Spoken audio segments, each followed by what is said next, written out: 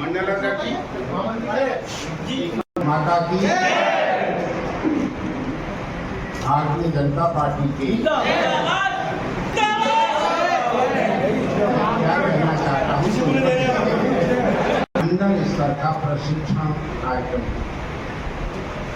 उद्घाटन सत्र संपन्न हो चुका है और उद्घाटन के बाद द्वितीय सत्र के रूप में आपके समक्ष यह कार्यक्रम आयोजित हो रहा है।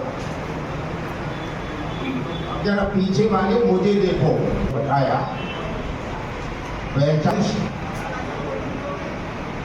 पदाधिकारी, पूर्व महानगर के महामंत्री परम आदरणीय श्री नथुराम कश्यप जी, सम्मानित मंडल अध्यक्ष गजेंद्र लोधी जी और सभी पार्टी के कार्यकर्ता बंधुओं एवं बहन। वैचारिक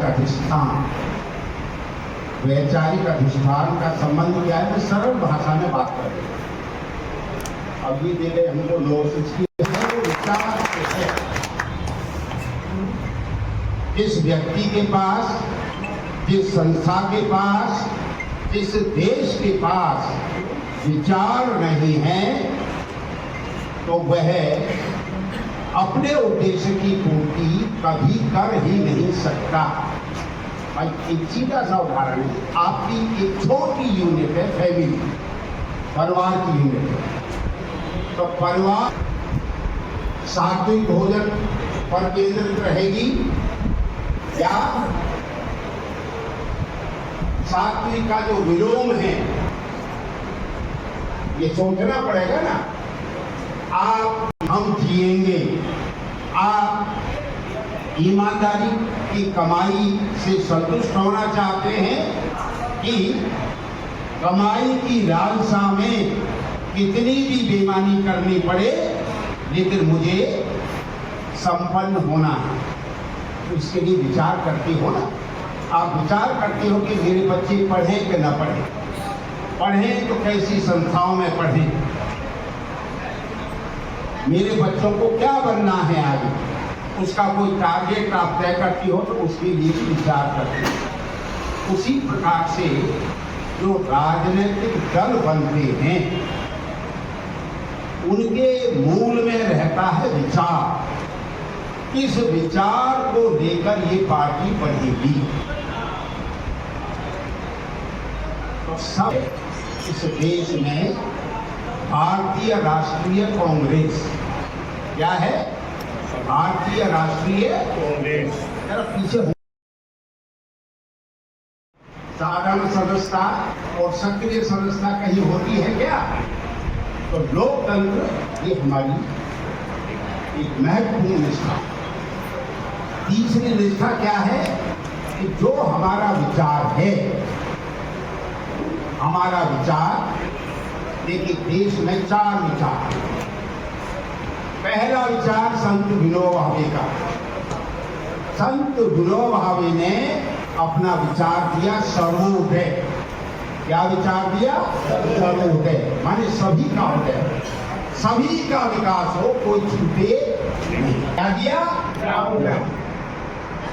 हम जब तक ग्रामों का उदय नहीं करेंगे, ग्रामों का विकास नहीं करेंगे, देश का उदय नहीं हो सकता, देश का विकास नहीं हो सकता। इसीलिए हमारे पूर्व अध्यक्ष भारतीय जनसंघ के उन्होंने नारा दिया अंत्योदय। क्या नारा दिया? अंत्योदय, माने विकास के अंतिम पायदान में जो व्यक्ति, परिवार, समाज खड़ा है उसके विकास पर हम सबसे पहले ध्यान देंगे।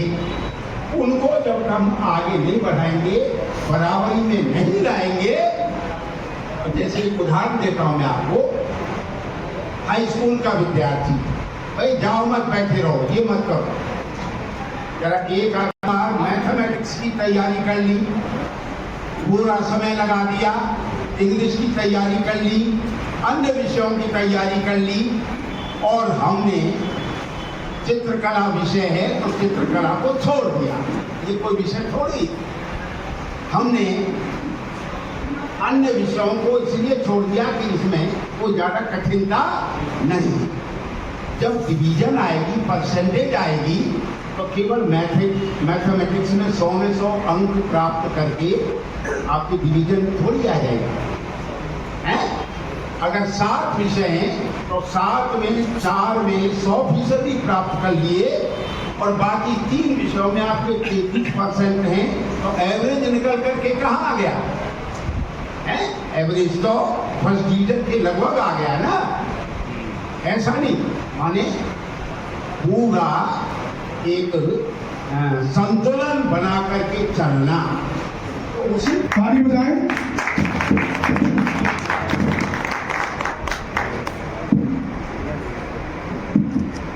इनका महत्वपूर्ण योगदान है, इन्होंने अपना बहुत बड़ा योगदान हमें दिया है, ये कार्यक्रम सफल हुआ है। धन्यवाद बंटी जी। मैं आगे दीपक शर्मा।